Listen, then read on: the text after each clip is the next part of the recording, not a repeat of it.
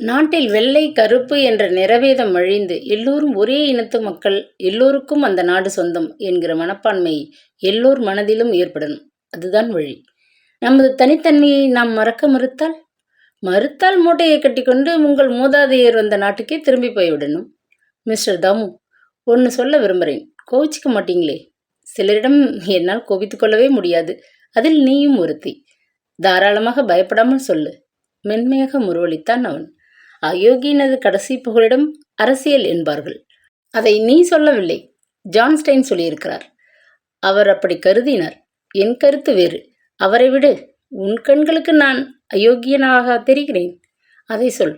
கேட்டுவிட்டு மெல்ல சிரித்தான். குப்பென்று முகம் சிவந்து போனாள் காவேரி. நெஞ்சு வேகமாக துடித்துக் கொள்வதை உணர்ந்தாள். இரக்க சுபாவமுள்ள ஒரு நல்ல மனிதர் நீங்கள். ஒப்புக்கொள்கிறேன். உங்களை பற்றி நான் கவலைப்படுகிறேன். உங்கள் கொள்கைகளை நீங்கள் அச்சமின்றி மேடைகளில் எடுத்து பேசுகிறீர்களாம். உங்கள் வீட்டில் அடிக்கடி வெள்ளையர், ஆப்பிரிக்கர், கலப்பு வர்க்கத்தார் எல்லோரும் கூடுகிறார்களாம். மீட்டிங்குகள் நடப்பதாக வெளியில் பேசிக்கொள்கிறார்கள். உங்களுக்கு இவைகளால் ஆபத்து ஏற்பட்டால் என்று எனக்கு அச்சமாக இருக்கு. ஆபத்தை நினைத்து பயந்தால் அரசியலில் இறங்கக்கூடாது.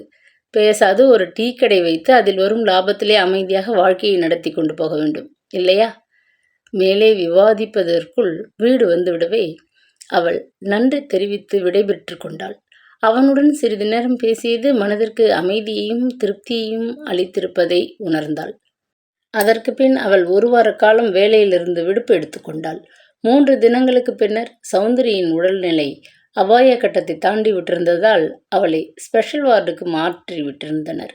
அப்போது அவள் நாள் முழுவதும் அண்ணியுடன் கூடவே இருந்து கவனித்து கொள்ள முடிந்தது.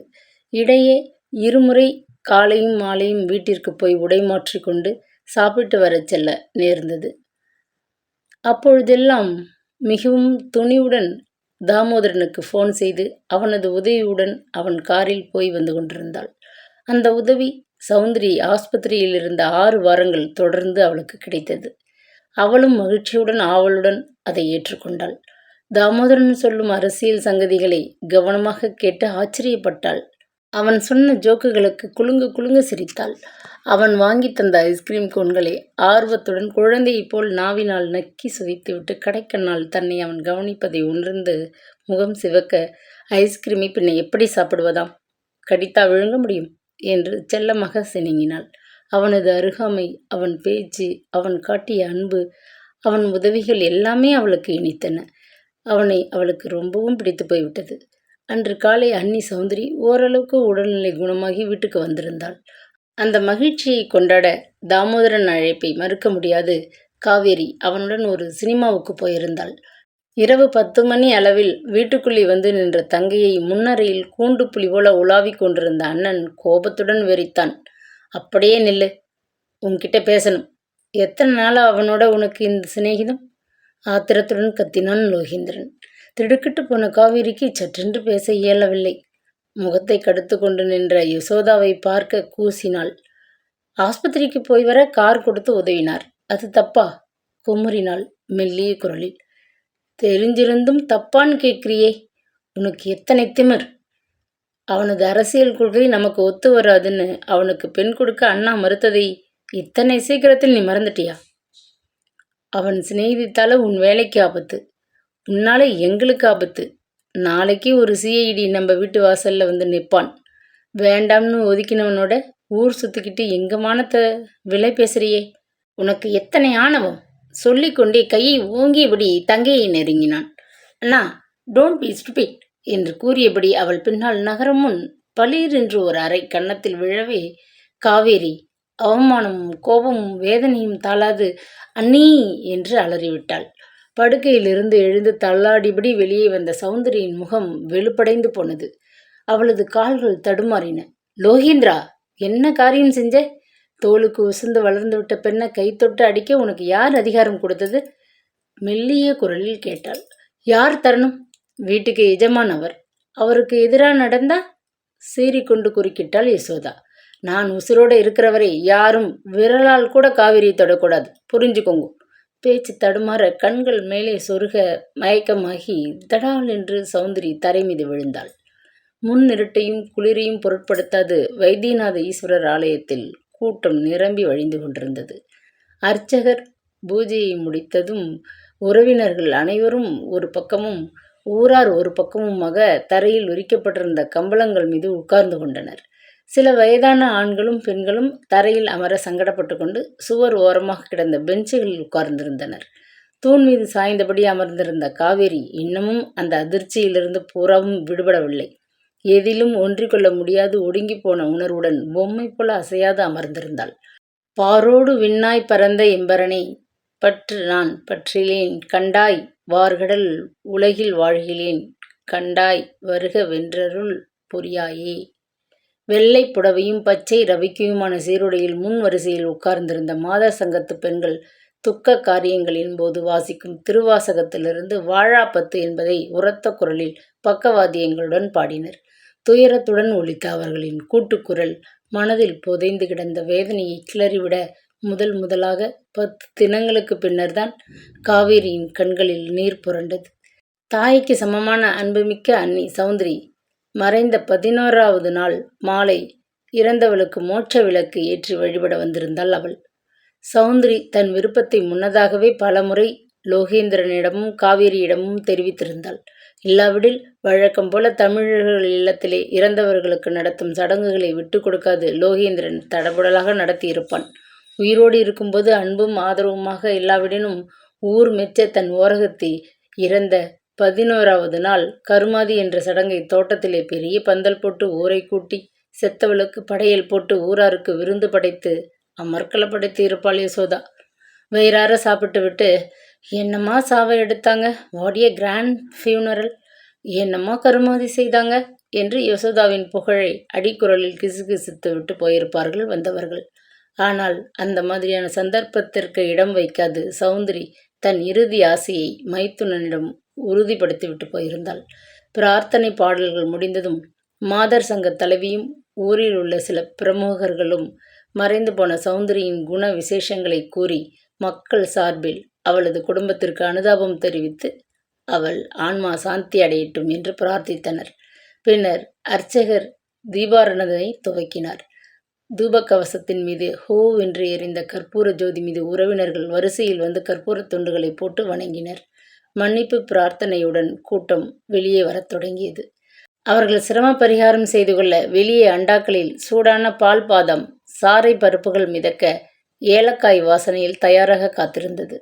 வாசலில் நின்ற உறவினர் பெண்கள் காகித டம்ளரில் பாலை நிறைத்து பரபரப்புடன் விநியோகிக்கத் துவங்கினர். சில்லென்று குளிருக்கு இதமாக நல்ல சூடான பால் பாடினவர்கள் தொண்டைக்கு இதமாகவும் வம்பு பேச துடித்தவர்களின் உணர்வுகளுக்கு தூண்டுகோலாகவும் இருந்தது. ஓரமாக வந்து நின்று கொண்ட 2 பெண்கள் சற்று உரத்த குரலில் கிசுகிசுத்தது காவேரியின் காதுகளில் கணீர் என்று கேட்டது. ஆமாம், இந்த பொண்ணு காவேரி அன்னைக்கு அப்படி என்ன கல்லு பிள்ளையாராட்டம் கொஞ்சம் கூட கலங்காம உட்கார்ந்திருந்தா? தாயை போல வளர்த்த அவளுக்கு ஒரு சொட்டு கண்ணீர் கூட விடலையே, ரொம்ப நெட்டு பிடிச்ச பொண்ணு, கல்லு மனசு. கீழ் உதட்டை கடித்து கொண்டாள் காவேரி.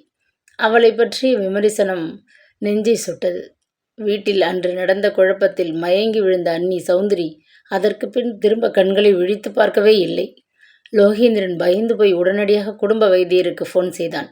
இரவில் அந்த வேளையிலும் வெளியே வீசிய குளிரையும் பொருட்படுத்தாது லேசாக ஆரம்பித்த மழையில் இரவு உடை மீது கம்பளி கோட்டை போர்த்தி கொண்டு 10 நிமிடங்களில் அவர்களது குடும்ப வைத்தியர் டாக்டர் ஸ்மித் வந்துவிட்டார்.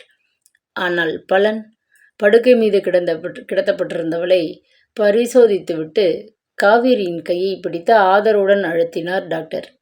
ஐ எம் சாரி, இவங்க இறந்து போய் அரை மணிக்கு மேலாகுதே, மாரடைப்பால் இறந்து விட்டாள் என்று உடனடியாக சான்றிதழ் எழுதி தந்து விடுகிறேன், தைரியமா இருமா.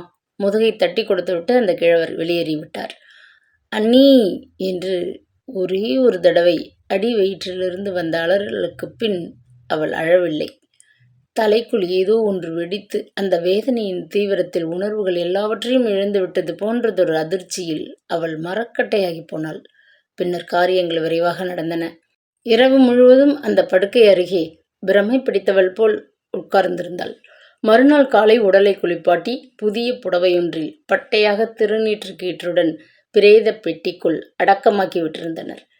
உறவினர் பெண்கள் முன்னறையில் எல்லோர் பார்வைக்கும் வைக்கப்பட்டிருந்த பெட்டியின் தலைமாட்டில் நெருங்கிய பந்து என்ற தகுதியில் நாற்காலி ஒன்றில் அவள் உட்கார்ந்திருந்தாள். கத்தையாக புகைந்த ஊதுவத்தியின் மனம் வீடு முழுவதையும் கப்பிக்கொண்டிருந்தது. அது என் பிறந்த வீட்டிலிருந்து நான் கொண்டு வந்த காமாட்சி விளக்கு. அண்ணியோட குத்து விளக்கை ஏற்றி தலைமாட்டுக்கிட்ட வையுங்கோ என்று யசோதா உத்தரவிட்டது காதில் கேட்டது. அப்பொழுதும் அவள் திரும்பி பார்க்கவில்லை. அன்று நடந்த குழப்பத்தின் அதிர்ச்சி அண்ணி தாங்க முடியாது மீண்டும் மாரடைப்பு வந்து இறந்து போய்விட்டாள். அவள் மரணத்திற்கு தான் காரணம் என்ற குற்ற உணர்வு நெஞ்சை குடைய அழ முடியாது பெரும் வேதனையில் உணர்வுகள் உடைந்து போய் அவள் உட்கார்ந்திருந்தாள். அதை பற்றி இப்பொழுது விமர்சனம். இவர்களுக்கு வேலை கிடையாது. யார் வீட்டிலாவது ஏதாவது நடந்துவிட்டால் போதும். பெரும் வாய் மெல்கிறவனுக்கு அவள் கிடைத்தது போல. மரணம், விபத்து என்று அவர்கள் கவனத்தை கவர இன்னும் வேறு ஒரு திடுக்கிடும் செய்தி கிட்டும் வரை சௌந்தரியின் வீட்டு சங்கதி அவர்கள் வாயில் அகப்பட்டு அறைபடும் என்பது நிச்சயம். இந்தியா, அதுவும் தமிழர் சமுதாயம் ஒரு சிறு வட்டத்திற்குள் அடங்கி போனதால் எந்த ஒரு செய்தியும் உலகமகா செய்தி போன்ற விளம்பரத்தை பெற்றுவிடுகின்றது. வாய் அழுக்காது வம்பு பேசுவதைத் தவிர வேறு பொழுதுபோக்குகள் அதிகம் ஏதும் இல்லையே. தன்னுள் சினந்தபடி யாரையும் கவனிக்காது தங்கள் வீட்டு காரில் உட்கார்ந்து கொண்டாள் காவேரி. அண்ணி ஒருத்தி இருந்தபோது 1000 பேர்கள் இருந்ததை போன்று கலகலத்த வீடு இப்பொழுது வெறுமையாக சூன்யமாக தென்பட்டது. பெரிய எஜமானியை, நீ எங்கே போய்விட்ட என்று உரத்த குரலில் அழுது ஆர்ப்பரித்த லீனாவிடம் யசோதா எரிந்து விழுந்தாள். இங்கே இருக்கிற மற்றவங்கெல்லாம் நல்லபடியாக வாழணும். சும்மா இப்படி ஊளையிட்டுக்கிட்டு இருக்க தேவையில்லை. எங்களுக்கு இல்லாத சொந்தம் உனக்கு என்ன வந்து விட்டது? வேலைகளை ஒழுங்காக கவனி என்று கத்தினாள். இப்பொழுது அவள்தான் வீட்டு எஜமானி. அவள் வைத்ததுதான் சட்டம். எல்லோரும் அவளுக்கு அடங்கி போக வேண்டும் என்ற விதத்தில் நடந்து கொண்டாள். சில தினங்களுக்கு பின் வேலைக்கு போய்விட்டு வீடு திரும்பிய காவேரி திடுக்கிட்டு போனாள். சௌந்தரி அண்ணியின் அறை காலியாக இருந்தது. அவளது படுக்கை, கட்டில், மேஜை எதையும் காணவில்லை. அண்ணியோட ஜாமான்கள் எல்லாத்தையும் டர்பன் ஓல்டேஜ் ஹோமுக்கு அனுப்பிவிட்டேன். புடவை, ரவிக்கை, கம்பளி, போர்வை இதுகளை எல்லாத்தையும் மூட்டை கட்டி வெல்ஃபேர் சொசைட்டிக்கு அனுப்பிவிட்டேன். இந்த அறையில் புதிய ஃபர்னிச்சர் வாங்கி போட்டு விருந்தாளிகள் தங்கும் அறையாக உபயோகிக்கப் போகிறேன். பிரமித்து போய் நின்ற காவேரி ஏளனமாக பார்த்தாள். கவலைப்படாதே, உன் அண்ணியின் பட்டு சேலைகள் 4ஐயும் அப்படியே உனக்கு எடுத்து வச்சிருக்கிறேன். எடுத்து உன் அலமாரியில் வச்சு பூட்டிக்கோ. ஒரு மூலையில் அசட்டையாக காகிதத்தில் சுருட்டி வைத்திருந்ததை சுட்டி காட்டினாள் யசோதா. செத்தவ துணியை நான் கட்டிக்க மாட்டேன், நீ தாராளமாக எடுத்துக்கலாம் என்று கூறிவிட்டு, செத்தவளின் நகைகள் மட்டும் தேவையான்னு ஏடாகுடமாக கேட்காதே. என் கல்யாணத்தின் போது உன் பெரிய அண்ணன் வாக்கு கொடுத்தது உனக்கு தெரியாது. அண்ணி காதில் போட்டிருந்த வைரத்தோடும் கழுத்து செயினும் கை வளையும் அவர்களுக்கு பின் என்னைத்தான் சேரும்னு சொல்லியிருந்தாங்க. பொய் சின்னனி, இது பெரிய பொய். அவங்க எனக்குன்னு உயிலில் எழுதி வச்சிருக்காங்க. உரத்து கத்த வேண்டும் என்றதொரு துடிப்பு ஏற்பட்டும் மௌனமாக காவேரி உதட்டை கடித்து கொண்டு நின்றாள். அதை புரிந்து கொண்டது போல் யசோதா சற்றென்று அன்று தபாலில் வந்த கடிதம் ஒன்றை அவளிடம் நீட்டினாள். அவர்களது குடும்பத்து வக்கீல் எழுதியிருந்தார். தயவு செய்து நாளை பிற்பகல் 4 மணி அளவில் என் அலுவலகத்திற்கு வரவும். முன்னதாகவே என் காரியதர்சியிடம் தெரிவித்துவிட்டு வந்தால் நலம். மில்லர் என்று சுருக்கமாக அந்த வெள்ளைக்கார வக்கீல் எழுதியிருந்தார். மறுநாள் மாலை அவர் உத்தரவுப்படியே வேலை முடிந்ததும் கவர்மெண்ட் காரை கேரேஜில் நிறுத்திவிட்டு அவள் பொடி நடையாக வக்கீலின் அலுவலகம் இருந்த தெருவை அடைந்து லிஃப்டை பிடித்து 14ஆம் தளத்தில் இறங்கி வராந்தாவில் நடந்து கண்ணாடி கதவை திறந்து கொண்டு ரிசப்ஷனில் உத்தரவு பெற்றுக்கொண்டு வக்கீலின் அறைக்குள் நுழைந்தாள். அவளுக்குள் ஏற்பட்ட பரபரப்பில் மூச்சடைத்து கொண்டு திணறிவிட்டாள். மிஸ்டர் மில்லரை அவள் பார்த்து கொஞ்சம் காலமாகிவிட்டிருந்தது. மறைவுக்கு பின் சௌந்தரி அண்ணியுடன் சில தடவைகள் அங்கே அவள் வர நேர்ந்தது. முன்னைவிட தலை முழுவதும் நரைத்து கன்னங்கள் ஒட்டி வக்கீல் மிக முதுமையாக காணப்பட்டார். எதிரே கிடந்த ஆசனத்தை சுட்டி காட்டினார். குப்பென்று வியர்த்து கொட்ட மார்பு படபடக்க அவள் நாற்காலியில் அமர்ந்தாள். மேஜை மீதிருந்த ஒரு பித்தனை அவர் அமுக்கியதும் ஓசைப்படாது கதவை திறந்து கொண்டு வந்த காரியதர்சி ஒரு இளம் வெள்ளைக்கார பெண். கனமானதொரு ஃபைலை அவர் முன் வைத்துவிட்டு மாயமாகினாள். அதை அவசரமாக திறந்து ஒரு பழுப்பு உரையை எடுத்து அதிலிருந்த காகித கத்தையை இழுத்தார். வக்கீல் வழக்கமான புன்னகையுடன் ஆரம்பித்தார். உங்கள் அண்ணி இறப்பதற்கு முன் உங்கள் வீட்டுக்கு என்னை அழைத்தார்கள். அவர்களது உயிலை மாற்றி எழுத வேண்டும் என்று கேட்டுக்கொண்டார்கள். அதனால் ஒரு புது உயில் தயாரிக்கப்பட்டது. அதிலுள்ள ஷரத்துக்களை நீங்கள் தெரிந்து கொள்ள வேண்டியது அவசியம். சொல்ல வேண்டியது என் கடமை என்றபடி வேகமாக வாசிக்க ஆரம்பித்தார். சௌந்தரி அன்னிக்கு லோகேந்திரன் நடத்தி வந்த வியாபாரத்திலே ஒரு பங்கு இருந்தது. அவர்கள் வசித்த வீட்டின் பக்கத்திலே ஒரு சிறு காலிமனை அவளுக்கு சொந்தமாக இருந்தது. அத்துடன் பேங்கில் அவள் பெயரில் 10,000 ராண்ட் பணம் இருந்தது. அவளுக்கு பின் அவளது நகைகளும் அந்த சொத்துக்களும் காவேரிக்கு சேர வேண்டும் என்று உயிலில் எழுதி வைத்திருந்தார்கள். ஆனால் புதிய உயிலின்படி அத்தனையும் லோகேந்திரனுக்கு சேர வேண்டும் என்று மாற்றப்பட்டிருந்தது. காவேரியின் கல்யாண செலவிற்கு அவளது பணத்திலிருந்து 5,000 ராண்ட் மட்டும் கொடுத்தால் போதும் என்றும் ஒரு நிபந்தனை இருந்தது. திடுக்கிட்டு போனாள் காவேரி. அண்ணி சௌந்தரியின் உயிலில் ஏன் இந்த மாற்றம்? எதனால் இது ஏற்பட்டது? தன் உள்ளத்து போராட்டங்களை அடக்கி கொண்டு தேங்க்யூ மிஸ்டர் மில்லர் நன்றி தெரிவித்துவிட்டு வெளியே வந்தாள். வீட்டை அடையும் போது நன்றாக இருட்டி விட்டிருந்தது. லீனா மட்டும் வாயில் வராந்தாவில் உட்கார்ந்திருந்தாள். சின்னண்ணி யசோதா தன் சிநேகிதி ஒருத்தியை பார்த்து வர வெளியே போயிருந்தாள். தன் எஜமானியின் திடீர் மறைவினால் மிகவும் பாதிக்கப்பட்டிருந்த லீனா பைத்தியக்காரி போல தானே அழுதாள், தானே பேசிக்கொண்டாள். முகத்தை கடினமாக வைத்துக்கொண்டு மௌனமாக வளைய வந்து கொண்டிருந்தாள். திடீரென்று நினைவு பளிச்சிட அவள் விருக்கென எழுந்தாள். கோச்சான், மறந்தே போயிட்டேன். லேடி ஸ்மித் போனபோது பெரிய எஜமானி என்னிடம் ஒரு கடிதம் கொடுத்திருந்தாங்க. தனக்கு ஏதாவது ஏற்பட்டால் உங்களிடம் சேர்ப்பிக்க சொன்னாங்க. இந்த துயரத்தில் அதை பற்றிய நினைப்பே எனக்கு இல்லாது போய்விட்டது. வேகமாக தன் அறைக்கு ஓடி ஒரு கடித உரையுடன் திரும்பி வந்தாள். இறந்து போன அண்ணியின் கையால் கடைசியாக எழுதப்பட்ட கடிதத்தை நெஞ்சு பதற வாங்கி பிரித்தாள் காவேரி. அதிலிருந்து ஒரு சிறு பொட்டலமும் ஒரு துண்டு கடிதமும் வெளிப்பட்டன. அன்புள்ள காவேரி, புதிய உயிலை வக்கீல் வாசிக்கும்போது நான் உன்னை ஏமாற்றி விட்டதாக எண்ணி மனம் நொந்து போவாய். உன்னை வஞ்சிக்க என் மனம் ஒருபோதும் இடம் தராது. உன்னை நாத்தியாக நான் ஒருபொழுதும் கருதியதில்லை. பெற்ற மகளைப் போல நினைத்தேன். நீ லேடி ஸ்மித் சென்ற சமயம் லோகேந்திரன் என்னை மிகவும் வற்புறுத்தி அந்த புதிய உயிலை அவன் இஷ்டப்படி எழுதச் சொன்னான்.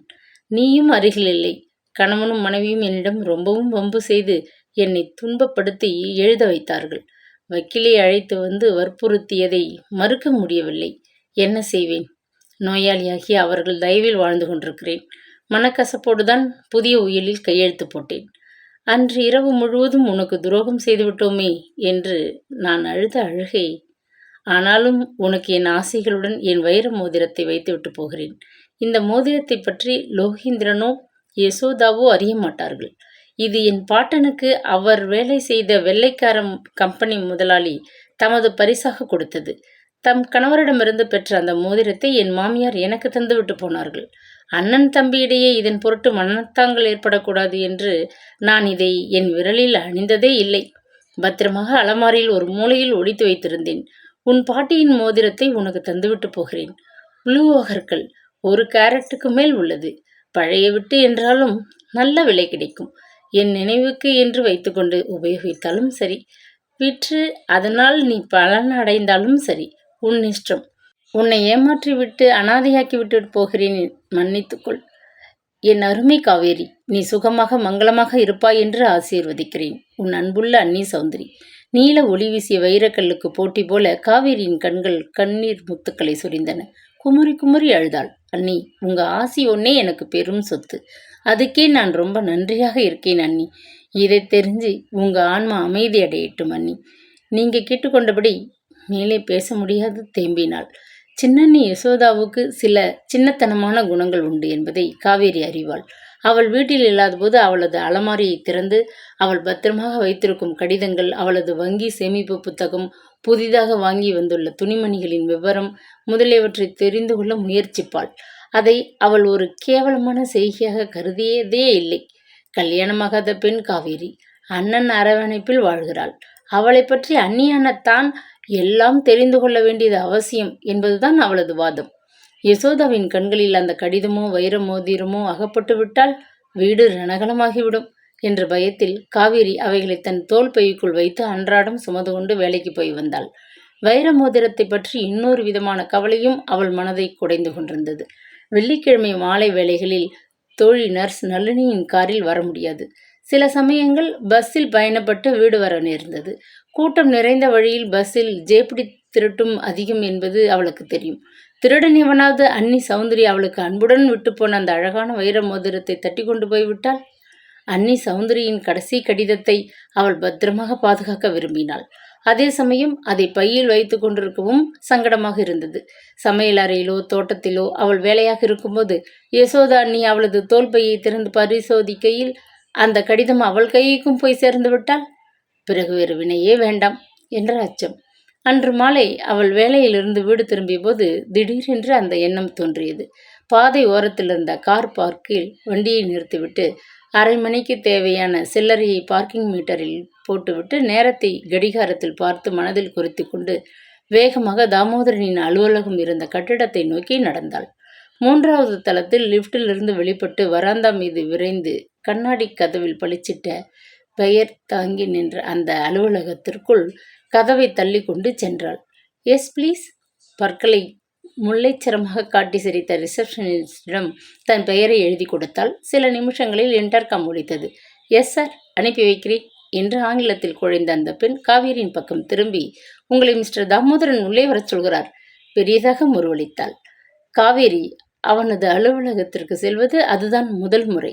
ஜன்னல்களை வெல்வெட் திருச்சிலை அடைக்க சுற்றுச்சுவருடன் ஒட்டினாற்போல் விரிக்கப்பட்டிருந்த கால் புதையும் கம்பள விரிப்பும் வெளியே வீசும் குளிர் தெரியாது மின்விசை பரப்பிய கதகதப்புமானதொரு விஸ்தாரமான அறை அது. கூரை முகட்டை தொட்டபடி சுவரோடு பதிக்கப்பட்டிருந்த பெரிய புத்தக அலமாரி கண்ணாடி வழியே பொன் எழுத்துக்களை புறமுதுகில் காட்டியபடி தடிமனான சட்ட புத்தகங்கள் வரிசையில் நிற்க, முன்னால் கிடந்த மேஜை மீது அடுக்காக வைக்கப்பட்டிருந்த ஃபைல்களின் இரு பக்கத்திலும் பச்சை சிவப்பு வண்ணத்திலே தொலைபேசிகள் அழகு செய்ய சுழல் நாற்காலில் சாய்ந்தபடி அமர்ந்திருந்தான் தாமோதரன். அவளை கண்டதும் நிமிர்ந்து உட்கார்ந்தான். எதிரே தெரிந்த ஆசனத்தை காட்டி அமரச் சொல்லி உபசரித்தான். உங்க அண்ணியின் மறைவுக்கு நான் ரொம்ப வருந்துகிறேன். அன்று நீ மனம் இடிந்து போய் துயரத்தில் மூழ்கி தலை குனிந்தபடி உட்கார்ந்திருந்தாய். அதனால் நான் என் அனுதாபத்தை உன் அண்ணன் அண்ணி இருவரிடம் தெரிவித்துவிட்டு பின்னர் கிரமட்டோரியத்துக்கு சென்று கூட்டத்துடன் கலந்து கொண்டேன். நீங்கள் வந்து போனதாக எங்கள் வேலைக்காரி லீனா சொன்னாள். மிக்க நன்றி என்றாள் காவேரி மெல்லிய குரலில். மலர் வளையம் சந்தனக்கட்டை முதலியவைகளை அனுப்பி அஞ்சலி செலுத்திய நண்பர் உறவினர்களுக்கு அவள் பதிலுக்கு தேங்க்யூ கார்டு அனுப்பி தங்கள் குடும்பத்தின் நன்றியை தெரிவித்துக் கொண்டிருந்தாள். உன் கார்டு கிடைத்தது. உன் கையெழுத்தை நான் இதுவரை பார்த்ததே இல்லை. உண்மையில் முத்து போல எத்தனை அழகாக இருக்கு தெரியுமா? முறுவலித்தான் அவன். என் தலையெழுத்து அத்தனை அழகாக இல்லையே தாமு என்று கூற துடித்த நாவை அடக்கி கொண்டாள். சௌந்தரி அன்னைக்கு ரோஜா மலர்கள் என்றால் பிரியும். நீங்கள் அவங்களுக்கு பிடித்த சிவப்பு ரோஜா மலர் கொத்தை அனுப்பியிருந்தீங்க. அதுக்கு நான் நேரடியாக இப்போது நன்றி தெரிவிச்சுக்கிறேன். அதுக்காகவா இவ்வளவு சிரமப்பட்டு வந்திருக்க? முகம் சிவந்து போனாள் காவேரி. அவளுக்கு மூச்சு முட்டியது. இல்லை மிஸ்டர் தாமோதரன், ஒரு முக்கிய காரியமாக நான் அவசரமாக இங்கே வந்திருக்கிறேன். பார்க்கிங் மீட்டரில் அரை மணி நேரத்துக்குத்தான் பணம் போட்டுவிட்டு வந்திருக்கிறேன். அதனால் என்று கூறிவிட்டு தன் கை கடிகாரத்தை கவலையோடு பார்த்தாள். என் கட்சிக்காரர் ஒருவரை பற்றி சில முக்கிய செய்திகளை பேசி ஆலோசிக்க நான் கியூசியிடம் போயிருந்தேன். இப்பொழுதுதான் இங்கே வந்தேன். நான் டீ சாப்பிடும் நேரம். தயாரித்து எடுத்து வர பையன் உள்ளே போயிருக்கிறான். நீயும் என்னோடு கொஞ்சம் டீ சாப்பிடு. உன் முகத்தை பார்த்தால் ரொம்ப சோர்வாக தென்படுகிறது. அலுவலகத்து ஆப்பிரிக்க பையன் தேநீர் கெட்டில் கோப்பைகள் கொண்ட மரத்தட்டை மேஜை மீது கொண்டு வந்து வைத்தான். கீழே இந்த நர்சம்மாளின் கவர்மெண்ட் கார் பார்க்கிங் இடத்தில் நின்று கொண்டிருக்கும். சிறிது நேரம் கழித்து கீழே போய் இன்னும் ஒரு அரை மணி பார்க்கிங் நேரத்திற்காக இந்த சில்லறையை மீட்டருக்குள் போட்டுவிட்டு வா. ஜூலுவில் உத்தரவிட்டபடி தன் பர்சிலிருந்து பணத்தை எடுத்து அவனிடம் கொடுத்தான். யா பாஸ் என்றபடி ஆப்பிரிக்க வேலையால் வெளியேறியதும் புன்முறுவலுடன் தேநீரை கோப்பையில் வார்த்து பால் விட்டு கலக்கி அவளிடம் நீட்டினான். சர்க்கரை போட்டு சாப்பிடுவது உண்டல்லவா? கேட்டபடி சர்க்கரை கிண்ணத்தை அவள் அருகே நகர்த்தி வைத்தான். பால் விடாது கருப்பு தேநீரை மட்டும் ஒரு கப்பில் எடுத்துக்கொண்டு அவன் மெல்ல குடிக்கத் தொடங்கினான். சர்க்கரை பால் இதுகளை நான் சேர்த்து கொள்வதில்லை. உடம்பை ட்ரிம்மாக வைத்துக்கொள்ள இவைகளை ஆரோக்கியம் காரணமாக ஒதுக்கி விட்டிருக்கிறேன். மற்றபடி சர்க்கரை வியாதி எதுவும் எங்கள் குடும்பத்தில் யாருக்கும் கிடையாது. இப்போ பார்த்தியா, பந்தய குதிரை போல உடம்பில் துடிப்பு நிறைய இருக்கு. செய்ய வேண்டிய காரியங்கள் ஏராளமாக இருப்பதால் அதை நீடித்து காப்பாற்றிக்க வேணுமே. மெல்ல சிரித்தான். கோப்பையை கீழே வைத்துவிட்டு வாயை துடைத்து கொண்டாள் காவேரி. உங்கள் ரிசப்ஷனிஸ்ட் பார்க்க ரொம்ப அழகாக இருக்கிறாள், ரொம்ப பணிவாக பேசுகிறாள் என்றாள். அப்படியா? என் வரை ஒரே ஒரு பெண்தான் என் கண்களுக்கு பேரழகியாக எப்பவும் தெரிகிறாள்.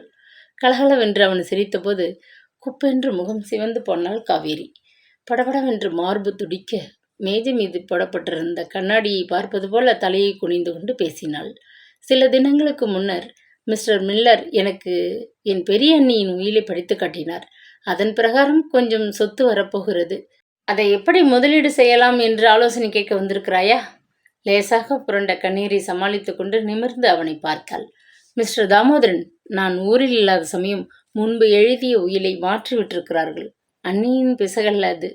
இந்த கடிதத்தை படித்து பாருங்கள். அவங்களை வற்புறுத்தி லோகேந்திரன் அண்ணன் உயிலை தனக்கு சாதகமாக மாற்றி அமைச்சு கொண்டார். மிஸ்டர் மில்லர் உங்கள் குடும்பத்து வக்கீல். அவர் உங்கள் அண்ணியின் விருப்பப்படி உயிலை தயாரித்திருப்பார். உங்கள் அண்ணி பூரண நினைவோடு இருந்த சமயம் அவங்க கேட்டுக்கொண்ட நிபந்தனைகளை வைத்து எழுதப்பட்ட உயில் தக்க சாட்சிகள் கையெழுத்திட்டிருப்பார்கள்.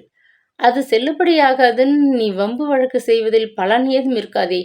அந்த உயிலை பற்றியோ எனக்கு தர மறுத்த சொத்தை பற்றியோ நான் பேச இங்கு வரலை. நீங்கள் ஒரு உதவி செய்யணும்னு கேட்கத்தான் வந்திருக்கிறேன்.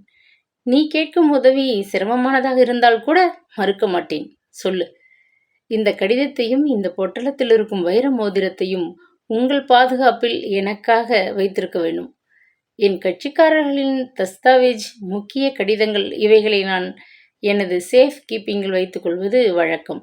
அதிகப்படியான நகைகளாக இருந்தால் பேங்க் லாக்கரில் வைப்பேன். ஒரே ஒரு மோதிரம் தானே, இங்கேயே என் இரும்பு பீரோவில் வைத்து விடுகிறேன். அதற்கு நான் கொடுக்கும் ரசீதை பத்திரமாக வைத்துக்கொள். அது போதும். முத்து போன்ற இந்த கையெழுத்து என் குறிப்பு நோட்டு புத்தகத்தில் இருப்பதை நான் விரும்புகிறேன் என்று வைத்துக்கொள்ளேன். வேடிக்கையாக சிரித்தான்.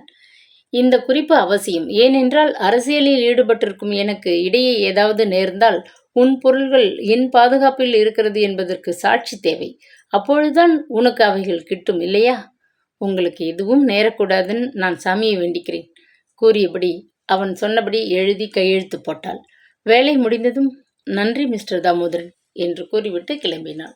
அப்பாடா என்றதொரு நிம்மதி மனதிற்குள் நிறைந்தது. அன்று இரவு உணவிற்கு பின்னர் சமையலறை வேலைகளை லீனாவுடன் கூட இருந்து கவனித்துவிட்டு தோட்ட பக்கத்து கதவை தாளிட்டு விட்டு மிகவும் களைப்புடன் தன் அறைக்குள் வந்து படுக்கை மீது உட்கார்ந்து கொண்டாள். லேசாக விரலால் கதவை தட்டிவிட்டு சைனீஸ் புரோக்கெட் ட்ரெஸ்ஸிங் கவுன் சரசரக்க அண்ணி யசோதா உள்ளே வந்து எதிர்ப்புறம் கிடந்த நாற்காலியில் உட்கார்ந்து கொண்டாள். நல்ல வேளை, நீ இன்னமும் தூங்க ஆரம்பிக்கவில்லை. ஒரு 10 நாளாக உன்னிடம் பேசணும்னு நினைக்கிறத ஒத்தி போட்டுக்கொண்டே வந்தேன். இன்னைக்கு ஒரு முடிவு செய்து விடலாம்னு நினைக்கிறேன். போலியாக முருவளித்தபடி ஆரம்பித்தாள். திக்கென்ற உணர்வில் பதில் பேச தோன்றாது வெறித்தாள் காவேரி. இப்போ விலைவாசிகள் எல்லாம் நாளுக்கு நாள் அதிகரித்து கொண்டு போகிறது உனக்கே தெரியும். நான் இந்த வீட்டுக்கு மருமகளாக வந்தபோது ரொட்டி 11 சென்ட்டுக்கு விட்டுறது. இன்னைக்கு 25 சென்ட்டாக உயர்ந்து போயிட்டது. பாலும் வெண்ணையும் காய்கறிகளும் முட்டை மீன் எல்லாம் எக்கச்சக்கமாக ஏறிவிட்டிருக்கே. ஆமாம் அண்ணி, எங்கள் சம்பளத்தை தவிர வெளியே ஜாமான் விலைகள் ரொம்பவே ஏறிவிட்டிருக்கு. மெல்ல சிரித்தாள் காவேரி. புத்திசாலி, நீயே புரிஞ்சு கொண்டது நல்லதா போச்சு. தாய் பிள்ளையானாலும் வாயும் வயிறும் வேறன்னு பெரியவங்க சொல்லுவாங்க. இப்போ இருக்கிற விலைவாசியில் இன்னொரு ஆளுக்கு சாப்பாடு போட்டு வச்சு காப்பாற்றணுங்கிறது ரொம்ப கடினம்தான்.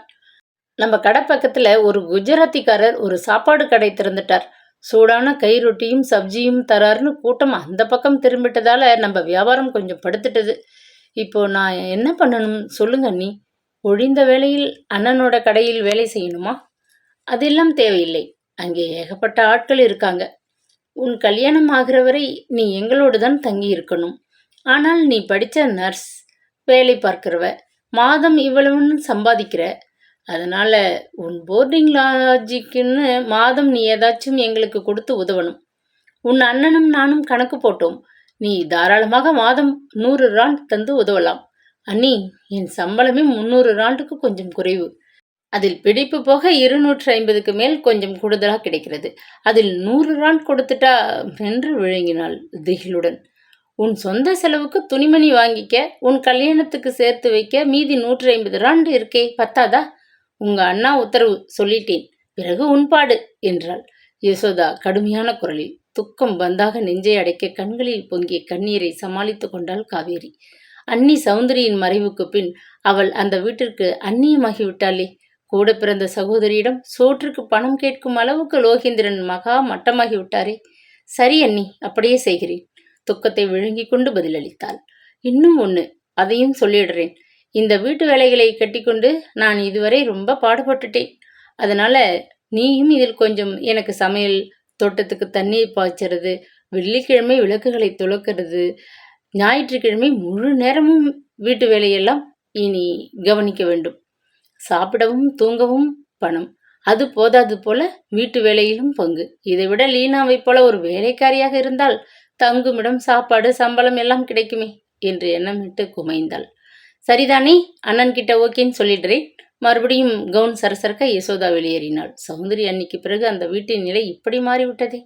இந்த நிபந்தனைகளுக்கு கீழ்ப்படிந்து அவள் எத்தனை காலம் அங்கே நீடித்து வாழ முடியும்? வேறு வழி? கண்கள் கலங்க, நெஞ்சு துயரில் விம்ம காவேரி விளக்கை அணைத்துவிட்டு இரவு உடை கூட மாற்றிக்கொள்ளாது அப்படியே படுக்கை மீது சாய்ந்து விட்டாள். நன்றி உணர்வுள்ள சலியாத உழைப்பை தரும் விசுவாசமிக்க வேலைக்கார இனத்தைச் சேர்ந்தவள் லீனா. எஜமானி எதுவும் சொல்ல தேவையில்லை. அன்றாடம் அவள் செய்ய வேண்டிய வேலைகளை மனதிற்குள்ளே அட்டவணை போட்டுக்கொண்டு கண்ணும் கருத்துமாக கச்சிதமாக செய்து முடித்து விடுகிறவள். சௌந்தரி உயிருடன் இருக்கையில் லீனாவை அதட்டியோ மிரட்டியோ கடிந்து கொண்டோ வேலை வாங்கியதே இல்லை. வீட்டில் உள்ள உறவினர்களில் ஒருத்தி போன்றதொரு உணர்வை உண்டாக்கி அவளுக்கு சகல சுதந்திரங்களையும் கொடுத்திருந்தாள். ஆனால் யசோதாவின் கொள்கையே வேறு. ஆப்பிரிக்க பெண்களை அடுப்பாங்கரையில் தாராளமாக அனுமதிப்பது தவறு. வேலைக்காரி என்பவளை வைக்கிற இடத்தில்தான் வைக்க வேண்டும் என்றதொரு அதிகார மனப்பான்மை, இனக்கொள்கை முதலியவை கொண்டவள். ஆரம்பத்திலேயே அவள் காவேரியிடம் சொல்லிவிட்டாள். சௌந்தரி அண்ணி இருந்தவரை விஷயங்கள் அவங்க இஷ்டப்படி நடந்தது. இனி அப்படி நடக்க நான் சம்மதிக்க மாட்டேன். மேல் தேசத்திலிருந்து எங்க உறவுக்காரங்க இனி அடிக்கடி விருந்தாளிகளாக இங்கே வந்து தங்குவாங்க. அவங்களுக்கு லீனாவை சமைத்து போட செய்வது தவறு. சிலருக்கு ஆப்பிரிக்க வேலைக்காரி பரிமாறினால் கூட சாப்பிட பிடிக்காது. இது நாள் வரை காவேரிக்கு அப்படி ஒரு எண்ணம் ஏற்பட்டதே இல்லை. குழந்தை பருவத்திலிருந்து அவள் லீனாவுடன் நெருங்கி பழகியவள். லீனாவின் முதுகில் கட்டுண்டு வளர்ந்தவள். பள்ளி பருவத்தில் லீனா அவளை தோளில் சுமந்து கொண்டு பள்ளியில் விட்டுவிட்டு வருவாள். குளிப்பாட்டி சீருடை அணிவித்து சோற்றை பிசைந்து ஊட்டி அன்னி சௌந்தரிக்கு அடித்தபடியாக அவளை கவனித்து கொண்டவள். லீனாவை, அதுவும் தள்ளாத வயதை எட்டி கொண்டிருக்கும் நிலையில் வெறுத்து ஒதுக்கி நீ ஒரு வேலைக்காரி என்று துச்சமாக பேச அவளுக்கு மனமே இல்லை. விடிந்ததும் பச்சை தண்ணீரில் குளித்துவிட்டு ரோஜா வண்ண சீருடை அணிந்து கொண்டு அதன் மேல் வெள்ளை ஏப்ரனும் தலையில் வெள்ளை குட்டையும் கட்டிக்கொண்டு படு சுத்தமாக ஒரு நர்ஸை போல அடுப்பருகே வந்து கெட்டிலில் நீர் நிரப்புவதற்குள் காவேரி பதறி அடித்து கொண்டு அருகே வந்தாள். லீனா, வீட்டை பெருக்கி துணிகளை துவைக்கிற வேலைகளை கவனி. காலை டீ போட்டு ரொட்டி சுட்டு நானே மேஜையில் எடுத்து வைப்பேன், நீ கவலைப்படாதே என்று தடுத்தபோது லீனாவின் கண்களில் நீர் புரண்டு விட்டது. சின்ன எஜமானியே, எனக்கு புரிந்துவிட்டது. யசோதா அம்மாவின் உத்தரவு இது இல்லையா? ஏனென்றால் நான் உங்களை விட நிறத்தில் மட்டமானவள் என்பதால் ஜாதியிலும் மட்டமானவள் என்ற நினைப்பாளா? பேச முடியாது விக்கி விக்கி அழுதபடி பின்பக்கம் இருந்த தன் விடுதிக்கு போய்விட்டாள். அன்றிலிருந்து அவள் முகத்தை தூக்கி வைத்துக்கொண்டு மௌனமாகவே தனக்கு இட்ட கட்டளைகளை மட்டும் நிறைவேற்ற துவங்கினாள். லீனாவுக்கு கோபமோ மனத்தாங்களோ ஏற்பட்டுவிட்டால் ஷீமீன் எனப்படும் கள்ளச்சாராயத்தை ஒரு பெரிய தகரட்டில் நிறைய வாங்கி வைத்து கொண்டு குடிப்பாள். குடிவெறியில் யசோதாவை முறைத்து பார்த்துவிட்டு ஜூலுவில் தன் மூதாதையரின் ஆத்மாக்களை அழைத்து அவளை சபிக்க செய்தாள். முன்போல காவேரி வேலையிலிருந்து வந்ததும் ஓடி வந்து பெட்டியை தூக்கி உள்ளே வைக்கும் சிறிய உதவிகளை கூட அவள் நிறுத்தி கொண்டிருந்தாள்.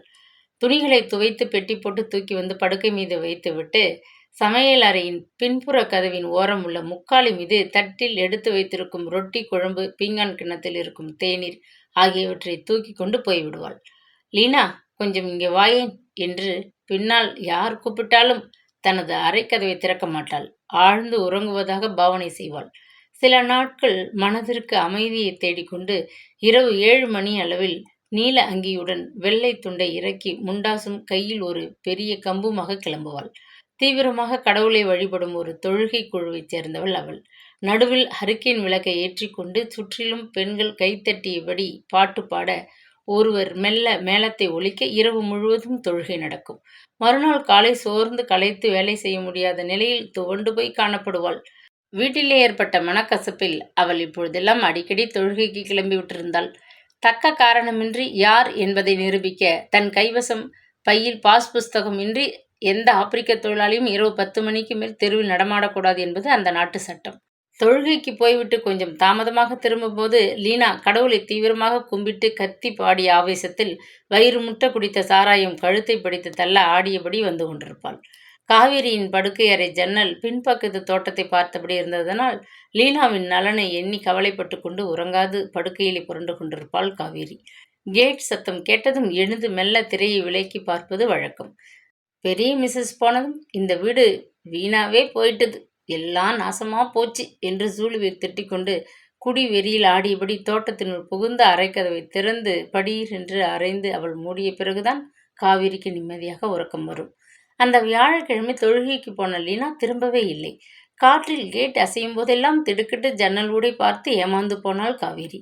மறுநாள் காலை எழுந்து அவசரமாக வேலைகளை கவனித்தாள். அனுமதியின்றி பின்புற தோட்டத்திற்கு சென்று லீனாவின் விடுதி கதவை திறந்து விளக்கை போட்டாள். பழைய மரக்கட்டிலின் மீது பிரித்து கிடந்த படுக்கை சிறிதும் கலையாமல் இருந்தது. தலையணை மீது கனமான டைரி போன்று புத்தகம். பளிச்சென்று காவேரிக்கு புரிந்து போனது. லீனா தொழுகைக்கு போனவள் தன் பாஸ் புஸ்தகத்தை கையோடு எடுத்து போக மறந்து விட்டிருக்கிறாள். நடு இரவிற்கு பின்னர் தொழுகையை முடித்துவிட்டு பின்னர் தோழிகளுடன் அமர்ந்து சாராயத்தை பருகி அதன் போதையில் உளறியபடி தனியே தள்ளாடி வருவதை டியூட்டி போலீஸ் கவனித்திருக்கும். அவர்களது வேனையில் கடத்தி கொண்டு போய் காவல்துறை அலுவலக சிறையில் தள்ளி பூட்டியிருக்கும். இனி அன்று காலை மாஜிஸ்ட்ரேட் கோர்ட்டிற்கு மற்ற கைதிகளுடன் அவளும் அழைத்து வரப்படுவாள். சில குற்றங்கள் புரிந்த மற்ற குற்றவாளிகளுடன் பாஸ் இல்லாது தெருவை சுற்றிய குற்றத்திற்காக அவளும் விசாரிக்கப்படுவாள். மாஜிஸ்ட்ரேட் விதிக்கும் அபராதத் தொகை 5 ராண்டோ 10 ராண்டோ. உடனடியாக கட்டிவிட்டால் அவளை விடுதலை செய்து எச்சரித்து அனுப்பிவிடுவார்கள். கையில் இந்த தொகை இல்லாவிடில் அப்படி விடுதலை செய்ய வீட்டு எஜமானனோ அல்லது எஜமானியோ சிரமத்தை எடுத்துக்கொள்ளாவிடில் அபராதத்திற்கு பதிலாக 15 நாளோ அல்லது 1 மாதமோ சிறைவாசம் கிட்டும். அவர்கள் வீட்டு அன்பான வேலைக்காரியை சிறையில் தள்ளிவிட்டு நிம்மதியாக இருக்க இயலுமா? இமைகளை கண்ணீர் சுட்டது. காவேரி சட்டென அந்த பாஸ் புஸ்தகத்தை எடுத்து தன் சீருடைக்குள் போட்டுக்கொண்டாள். கதவை மூடியபடி வெளியே வந்தாள். அண்ணன் லோகேந்திரன் அவசரமாக கடைக்கு புறப்பட்டதில் லீனாவை பற்றிய தகவலை தெரிந்து கொள்ளவே இல்லை. யசோதா நன்றாக நிம்மதியாக உறங்கிக் கொண்டிருந்தாள். ஒரு கோப்பை தேநீரை மட்டும் குடித்துவிட்டு வேகமாக கிளம்பிவிட்டாள் காவேரி. நேராக அவர்கள் காரியாலயத்தை அடைந்தவள் லீவு கடிதம் ஒன்றை எழுதி அவர்கள் தலைவியின் பார்வைக்காக மேஜை மீது வைத்துவிட்டு தொலைபேசியில் தாமோதரனை அழைத்தாள். ஹலோ, இத்தனை காலையில் என்னை கூப்பிடும்படி என்ன கலாட்டா நடந்துட்டது? மறுபக்கம் வழக்கம் போன்ற கேலியுடன் சிரித்தான். உங்ககிட்ட முக்கியமான உதவி தேவை. எங்கள் லீனா பாஸ்புக் இல்லாமல் வெளியே போயிருக்கிறாள். துயரம் அவளை தடுத்தது. சரி, அங்கேயே ஹெட் குவார்ட்டர்ஸில் இரு. நான் கிளம்பி காரில் வந்து உன்னை சந்திக்கிறேன் என்று கூறிவிட்டு போனை வைத்தான் அவன். சிறிது பொழுதில் மாடியிலிருந்து இறங்கி அவனுக்காக தெரு ஓரத்தில் காத்திருந்தவளுக்கு ஒரு பெருத்த திகைப்பு. முத்து பல்லழகியான அந்த ரிசப்ஷனிஸ்ட் அருகே அமர்ந்திருக்க காரை நிறுத்தினான் அவன். நெஞ்சு படபடத்தது. இனம் விளங்காத ஆத்திரமும் ஆவேசமும் அவளை உலுக்கின. தன் பையில் இருந்த பாஸ் புஸ்தகத்தை அவனிடம் நீட்டினாள். காரின் பின்பக்கம் ஏறிக்கோ. பாஸ் புஸ்தகத்துக்கு அவசரம் இல்லை. முதலில் என் ஆஃபீஸை திறக்க என் ரிசப்ஷனிஸ்டை போகிற வழியில் இறக்கி விட்டுட்டு பிறகு போனால் போதும் என்றான். விக்டோரியா தெருவில் அலுவலகத்தின் முன் காரை நிறுத்தினான். தேங்க்யூ சார், நான் கதவை திறந்து எல்லாவற்றையும் கவனிக்கிறேன். நீங்கள் பிரேக்ஃபாஸ்ட் சாப்பிட்டு விட்டு வரலாம் என்றபடி மோகன புன்னகையை வீசிவிட்டு அவள் இறங்கிச் சென்றாள். இப்படி முன்னால் வரலாம் அவன் கூறியபோது அவளுள் சினம் பொங்கியது. இந்த இடம் உங்கள் சிநேகிதி அந்த ரிசப்ஷனிஸ்டுக்கு சொந்தம். நான் பின்னாலேயே இருக்கேன். சொல்ல வேண்டும் போல ஆவேசம் குமுறியது. நான் உன் டிரைவர் இல்லை, அதனால முன்னால் வந்து என் பக்கத்தில் உட்காரணும், புரியுதா? தாமோதரன் சீண்டினான் விளையாட்டாக. பதில் கூறாமல் அவள் அவ்வாறே செய்தாள். நான் இன்னமும் காலை பலகாரம் சாப்பிடவில்லை. அவசரமாக நீ கூப்பிட்டாய், ஓடி வந்தேன். தினமும் வழியில் பஸ் நிலையத்தில் என் ரிசப்ஷனிஸ்ட் நிற்பாள். பாவம் என்று அவளுக்கு லிஃப்ட் கொடுப்பது வழக்கம். இன்று அவளை வீட்டிலிருந்தே அழைத்து வந்தேன். நான் ஆஃபீஸ் போகும் முன் அதை சுத்தப்படுத்தி ஃபைலை ஒழுங்குபடுத்த ஆட்கள் வந்து விடுவார்கள். அவர்களை வாசலில் நிற்க வைக்க முடியாதே. இந்த ரிசப்ஷனிஸ்டை முன்னேற்பாடாக சாவியுடன் அனுப்பிவிட்டதில் எனக்கு நிம்மதி. அது போகட்டும், காலை வேளையில் நீ என்ன சாப்பிடுவாய்? பாரிஜா, போஸ்டோஸ்டியா இல்லை வீட் பீட்ஸா? எது வேணும்? எங்கள் வீட்டு எலியாட் ஒரே நிமிஷத்தில் பிரேக்ஃபாஸ்ட் செய்து விடுவான். காரை வீட்டு வாயிலில் நிறுத்தினான். காக்கி சீருடையில் ஓடி வந்த ஆப்பிரிக்க இளைஞன் கேட்டை அகல திறந்து வைத்துவிட்டு, நீங்க சாப்பிடலையே என்றான் கவலையுடன். 2 பேருக்கு பிரேக்ஃபாஸ்ட் தயார் செய் என்று உத்தரவிட்டபடி தோட்டத்து முன்புறத்திலே வளர்ந்து காற்றுக்கு தலையசைத்தபடி நின்றதொரு ரோஜா செடியிலிருந்த மலர் ஒன்றை பறித்து அவளிடம் கொடுத்தான். இந்த ரோஜாவின் பெயர் என்ன தெரியுமோ? ஹாப்பினஸ். நீ எப்பொழுதும் சந்தோஷமாக இருக்கணும்னு வாழ்த்திட்டு கொடுக்கிறேன். தலையில் வச்சுக்கோ என்றான். மகிழ்ச்சி, கோபம் என்ற கலவை உணர்வில் நெஞ்சு துடிக்க அதை வாங்கி தன் தலையில் சொருகி கொண்டாள். சிறிது பொழுதில் காலை பலகாரத்திற்கு பின்னர் அவளை காரில் ஏற்றிச் சென்று அவர்கள் வீட்டில் விட்டுவிட்ட பிறகு பாஸ் புஸ்தகத்தை வாங்கி கொண்டான். கவலைப்படாதே, உன் லீனா வந்து விடுவாள். அவன் போனதும் அவள் நிம்மதி பெருமூச்சு விட்டாள். நல்ல வேளை யசோதா வீட்டில் இல்லை. கடைத்தெருவுக்கோ சிநேகிதி வீட்டுக்கோ காலையிலேயே வீட்டை பூட்டிவிட்டு போயிருந்தாள். தோட்டத்து அறையில் லீனா இல்லை என்பதை கூட அவள் கவனிக்கவே இல்லை. என்னென்னவோ எண்ணியபடி வீட்டு வேலைகளை முடித்தாள் காவேரி. பின்னர் சமையலையும் முடித்தவளுக்கு நேரம் நீண்டு கொண்டிருந்தது. தனிமையிலேயே வீட்டுக்குள் வளைய வந்தபடி மனதினுள் அந்த ரிசப்ஷனிஸ்டின் முல்லை சிரிப்பில் அடிக்கடி மனம் குமுறி கொண்டிருந்தாள். வாயில் அழைப்பு மணி ஒலித்தது. ஓடிச் சென்று கண்ணாடி வழியே பார்த்தால் வெளியே லீனா. இரவெல்லாம் தரையில் உருண்டுவிட்டு முகம் ஊதி ஆடை அழுக்கேறிய நிலையில் நின்று கொண்டிருந்தாள். கதவை திறந்தவுடன் உள்ளே வந்தவள் உணர்ச்சிகளை அடக்க மாட்டாது, மீனா பேபி, என் குழந்தை ரொம்ப நல்லவள் என்று தழுதழுத்தபடி அவளை அப்படியே இறுக அணைத்து கொண்டு கன்னத்தில் முத்தமிட்டு குமுறி அழுதாள். லீனா, இப்போ எதுக்கு அழற? எல்லாம் சரியா போய்விட்டது. கோச்சான், என் வாழ்க்கையில நான் முதலா போலீஸ் லாக்கப்பில் கிடந்தேன். ரொம்ப அவமானமாக போச்சு. செத்துடலாம்னு இருந்தது. லாயர் பாஸ் வந்து என்னை உடனே விடுதலை செய்தார். 10 ராண்ட் அபராதம் போட்டுட்டாங்க. நான் என்ன தப்பு செய்தேன்? பெரிதாக அழ ஆரம்பித்தாள் காவேரி. அவள் தோள்களை ஆதரவுடன் தட்டினாள். லீனா, அழாதே. பசியோடு இருப்ப. முதல்ல சாப்பிடு கூறியபடி சூடான சோற்றையும் குழம்பையும் தட்டில் போட்டு அவளிடம் நீட்டினாள். வீட்டில் யசோதா இல்லை என்பதை கண்களால் துழாவியபடி புரிந்து கொண்டாள் லீனா. பிறகு நிம்மதியாக தரையில் அமர்ந்து காலை நீட்டி உட்கார்ந்து கொண்டபடி சோற்றை குழம்புடன் குழைந்து கொண்டு வாயில் அள்ளி போட்டாள். கோச்சான், நான் ஒன்று சொல்வேன், கேப்பியா? அடுப்பில் கவனமாக இருந்த காவேரி திரும்பினாள் வியப்போடு. நீ அந்த லாயர் பாஸை கல்யாணம் பண்ணிக்கோயே. உன் வீட்டுக்கு வேலை செய்ய நான் வந்துடுறேன். குப்பென்று முகம் சிவக்க உதட்டை கடித்தபடி அவளை உறுத்து பார்த்தாள். இது உன் யோசனையோ? போலி கோபம் பொங்கியது. அந்த லாயர் பாஸ் உன்னை காதலிக்கிறாருன்னு தான் நம்புறேன். வழியில் யாராவது ஜோசியக்காரியிடம் கேட்டியா? செங்கோம்மா கிட்ட கேட்க வேணாம். வெளியே வந்ததும் என்கிட்ட அவர் என்ன சொன்னார் தெரியுமா? என்ன சொன்னார்? உன் சின்ன எஜமானியை நீ நல்லா கவனிச்சுக்கொள்ளுன்னார். அப்படி பேசுகிறப்போ அவர் முகத்தில் தான் எத்தனை சிரிப்பு. கோச்சான், அவர் நிச்சயமா உன்னை காதலிக்கிறார். ஷட்டப் லீனா, இந்த பேச்சு அண்ணன் காதில் பட்டா உன்னை கொன்று போடுவார். பேசாம சாப்பிட்டு விட்டு வேலையை கவனி. பொய் கோபத்துடன் லீனா மிரட்டினாள். ஆனால் அவள் மனம் ஏன் இப்படி அடக்கமாட்டா மகிழ்ச்சியுடன் ஆர்ப்பரிக்கிறது? வீட்டு எஜமானியும் தன்னை பற்றி துளியளவும் கவலைப்படவில்லை. காவேரியின் உதவி இல்லாதிருந்தால் கம்பி எண்ணிக்கொண்டிருக்க வேண்டுமே. எண்ணிய போதெல்லாம் லீனாவுக்கு எரிச்சலும் கோபமும் மண்டி கொண்டு வந்தன. இந்த நன்றியற்றவர்களுக்கு உடம்பை செருப்பாக தைத்து போட்டு கொண்டு வாழ்ந்தேனே. தன்னையே கடிந்தபடி அவள் முகத்தை கடுமையாக வைத்துக்கொண்டு பேசாமடந்தையாக சில நாட்கள் வீட்டில் வளைய வந்து கொண்டிருந்தாள்.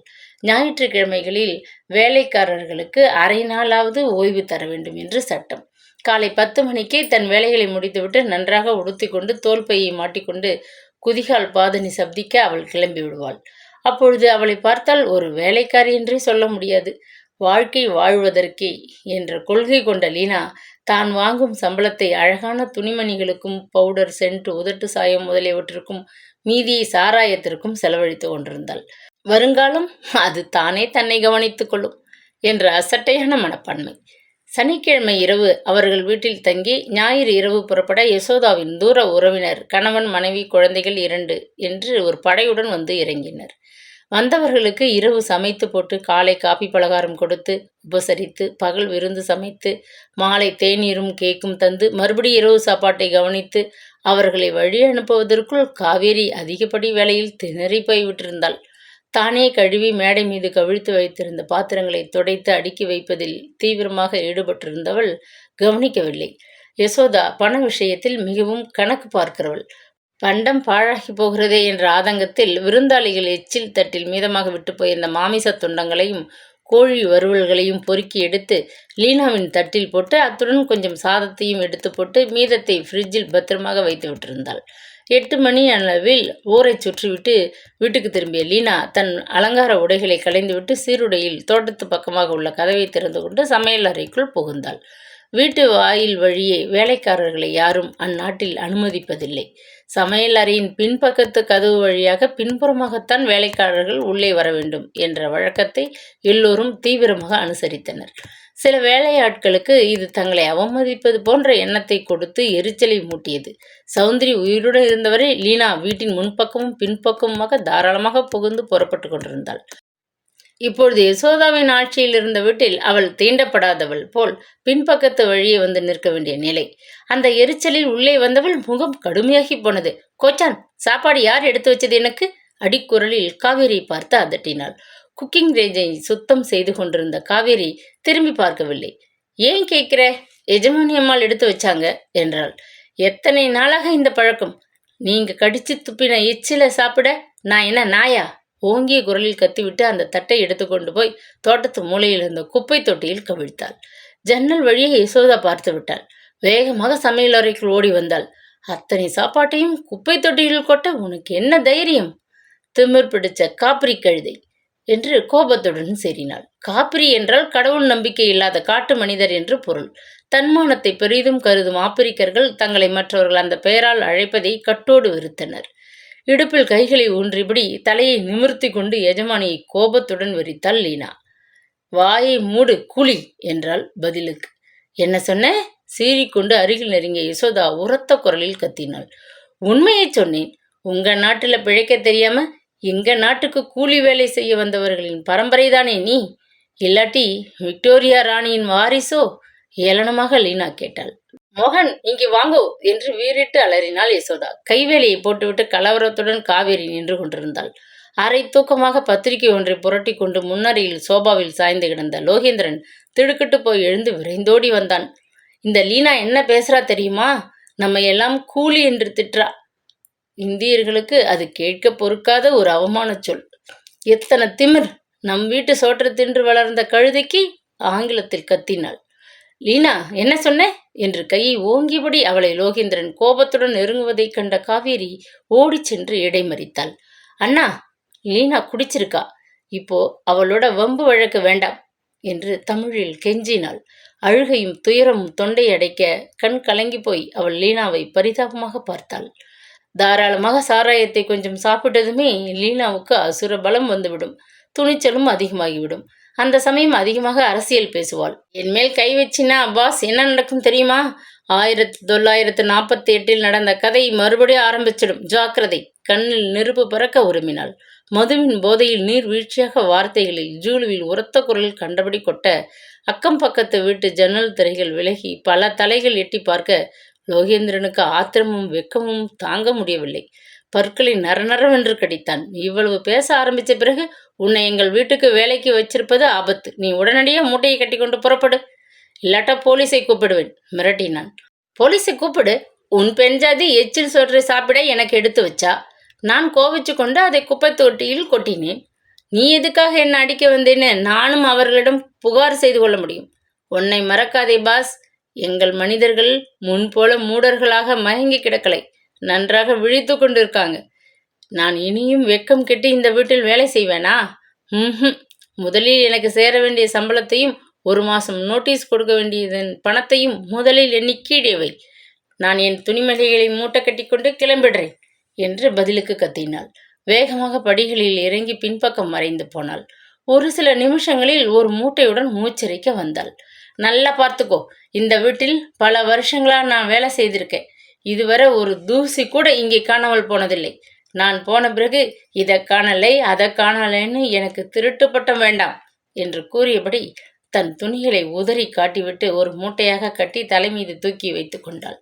லோகேந்திரன் கோபத்துடன் தன் சட்டைப்பையிலிருந்து எடுத்து வைத்த பணத்தை எண்ணி பார்க்காது அசட்டையாக தன் மணிப்பர்சில் திணித்து தன் தோல் பையில் போட்டுக்கொண்டு அவள் கிளம்பினாள். திடீரென்று திரும்பி காவேரியை பார்த்தாள். சின்ன எஜமானியே, நான் போகிறேன். நீ வருத்தப்படாதே. உன்னை நான் மறக்கவே மாட்டேன் என்று படபடவென்று ஜூலுவில் பேசிவிட்டு தோட்டத்தை இருளில் கலந்து வெளியேறிவிட்டாள். பாவம் லீனா, இந்த ராத்திரி வேளையில் அவள் எங்கே போவாள்? பட்டினியாக போகிறாளே. அண்ணா! காவேரியின் குரல் தழுதழுத்தது. கண்களில் நீர் புரண்டது. ஷட்டப் காவேரி, நீ என்ன அவளுக்காக வக்காலத்து வாங்குற? அண்ணன் சீறினார். இது அவ பேசல, அந்த லாயர் ஃபெல்லாவோட போதனை. அவன் தானே இந்த ஜாதி ஜனங்களை தன் உறவு போல கட்டிக்கொண்டு மாரடிக்கிறான். யசோதா வார்த்தைகளை வெடித்தாள். யாரும் எனக்கு போதிக்க அவசியமில்லை அண்ணி. கொஞ்சம் படிக்க தெரிஞ்ச ஒவ்வொரு இந்தியருக்கும் தெரிஞ்சிருக்க வேண்டிய அடிமட்டத்து அரசியல் இது. இந்த நாட்டில் நாம் 4 வகை மக்கள் வசிக்கிறோம். ஆனால் எல்லோரும் ஒரே மனித குலத்தைச் சேர்ந்தவங்க. அதனால் போதும் உன் பிரசங்கம். இன்னொரு தடவை உன்னை அந்த லாயர் பயலோட வெளியே எங்கேயாவது பார்த்தேனா 2 பேரையும் வெட்டி போட்டுடுவேன். அதனால் தூக்கில் தொங்கில் நேர்ந்தா கூட பரவாயில்லை என்று உரிமைய லோகேந்திரன் தங்கையை உறுத்து பார்த்துவிட்டு உள்ளே போய்விட்டான். அவன் ஒரு வெக்கம் கெட்டவன். உனக்கு பெண் தர முடியாதுன்னு பெரியண்ணன் கண்டிப்பா சொல்லி ஒதுக்கிட்ட பிறகு கூட மானம் ரோஷம் இல்லாம அன்னைக்கு அண்ணி சாவுக்கு வந்து நம்ம வீட்டுல நிக்கிறானே. சே, அவன் ஒரு மனிதனா? யசோதா தோள்களை அசட்டையாக குலுக்கிவிட்டு உள்ளே போய்விட்டாள். தொண்டையை அடைத்த துயரத்தை விழுங்கி கொண்ட காவேரி கதவுகளை அடைத்துவிட்டு தன் அறைக்குள் சென்று படுக்கை மீது உட்கார்ந்தாள். கண்ணில் பொங்கிய கண்ணீரை அவளால் அடக்கவே முடியவில்லை. லீனா போன பின்னர் அவளது தனிமை இன்னும் அதிக பயங்கரமாகிவிட்டதே. விரோதியாக அவளை பாவிக்கும் அண்ணன், அண்ணி இருவருடன் வீட்டு வேலைகளையும் செய்து கொண்டு தன் வேலைகளையும் ஒழுங்காக கவனித்து கொண்டு அவள் எத்தனை காலம் சமாளிக்க இயலும்? மின் விளக்கை அணைத்துவிட்டு படுக்கை மீது சாய்ந்தபடி மௌனமாக அவள் கண்ணீர் உகுத்தாள். அவளையும் மீறி எழுந்த விம்மல்களை அடக்க அடிக்கடி முகத்தை தலையணுக்குள் பதித்து கொண்டாள். அந்த வெள்ளிக்கிழமை மாலை வேலை முடிந்ததும் வழக்கம்போல் காரை கவர்மெண்ட் காலேஜில் நிறுத்திவிட்டு வெளியே வந்தாள். தோழி நளினி அன்று லீவு எடுத்து கொண்டு விட்டிருந்தாள். அவள் காரில் பயணப்பட்டு வீடு போய் சேரும் வாய்ப்பு இருக்கவில்லை. அவளுக்காக வீட்டில் வேலை காத்திருக்கும் என்ற பரபரப்பில் பஸ் நிலையத்தை நோக்கி நடந்தாள். குளிர் குறைந்து போகத் தொடங்கியதால் பருவம் மழை காலத்தை வரவேற்று கொண்டிருந்தது. வானம் கருத்து கொண்டு இடியுடன் உருமுவதைக் கண்டு கலவரத்துடன் வேகமாக நடந்த அவள் தோலை யாரோ தொட்டதும் நடுங்கி போய்விட்டாள். நடைபாதையை நிறைத்த மக்கள் கூட்டத்தில் திணறியபடி அவள் திரும்பி பார்த்தாள். அழுகையும் ஆனந்தமும் நெஞ்சை அடைத்தன.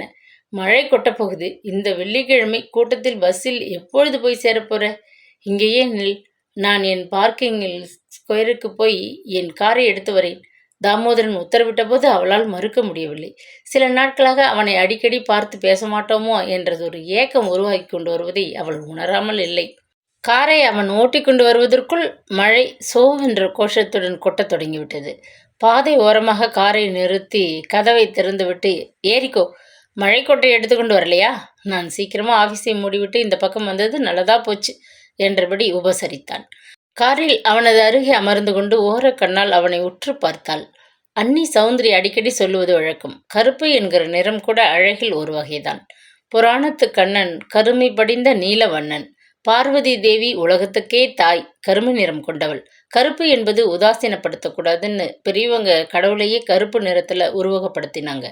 கூர்மையான மூக்கும் பிடிவாதத்தை உணர்த்தும் முகவாயும் கோபத்தில் கூவியும் உதடுகளும் சுருண்ட முடியும் கச்சிதமான தோற்றம் கொண்ட தாமோதரன் உண்மையில் அழகான ஆண் பிள்ளைதான். தோற்றத்தை விட அவரது குணம் எத்தனை அழகு! என்ன பேச மாட்டேங்கிறியே, என்ன சங்கதி? வேடிக்கையாக கேட்டபடி காரை செலுத்து கொண்டு போனான் தாமோதரன். எங்கள் வீட்டு லீனா வேலையை விட்டு போய்விட்டாள். அடப்பாவமே, வீட்டு வேலையும் உன் தலையில் விழுந்து விட்டதா? அதை பற்றி நான் கவலைப்படவில்லை. அவளை மிகவும் கடினமாக பேசி அண்ணா குளிர் வீசிய இரவில் பட்டினியோடு அனுப்பி வைத்ததை எண்ணி வருத்தப்படுறேன் என்றவள் நடந்ததை எல்லாம் விவரமாகச் சொன்னாள். காரை திடீரென்று வழியில் ஒரு ஓரத்தில் நிறுத்தினான் தாமோதரன். அவன் மிக்க கோபத்துடன் அவள் பக்கம் திரும்பி பேசினான். உங்க அண்ணன் ஒரு பெரிய தவறை செய்திருக்கிறார். அவரும் ஏறக்குறைய என் வயசுக்காரர்தான். 1948 ஜனவரி மாதம் தமிழர்கள் பொங்கல் திருநாளை வைத்தியநாத ஈஸ்வரர் ஆலயத்தில் அமோகமாக கொண்டாடி கொண்டிருந்த மாலை பொழுதில் என்ன நடந்தது என்பது அவருக்கும் லேசாக ஞாபகம் இருக்கும் என்று நினைக்கிறேன். நீ அப்போது பிறந்திருக்க மாட்டாய். பசி தாங்க முடியாத ஒரு ஏழை ஆப்பிரிக்க சிறுவன் மார்க்கெட்டில் ஒரு இந்தியர் கடையில் ஒரு ரொட்டியை திருடிவிட்டான். கடைக்காரர் கோபம் தாளாது அவன் கன்னத்தில் அறிய அதை பார்த்த மற்ற ஆப்பிரிக்கர்கள் அருகில் இருந்த பியர் ஹாலில் பியர் அருந்தி கொம்மாளம் அடித்து கொண்டிருந்த ஆப்பிரிக்கர்களிடம் சொல்ல அத்தனை பேரும் கோபத்துடன் எழுந்து இந்தியர்களின் கடைகளை சூறையிட்டு பொருட்களை உடைத்து பலரை காயப்படுத்தி அமர்க்களம் செய்தார்கள்.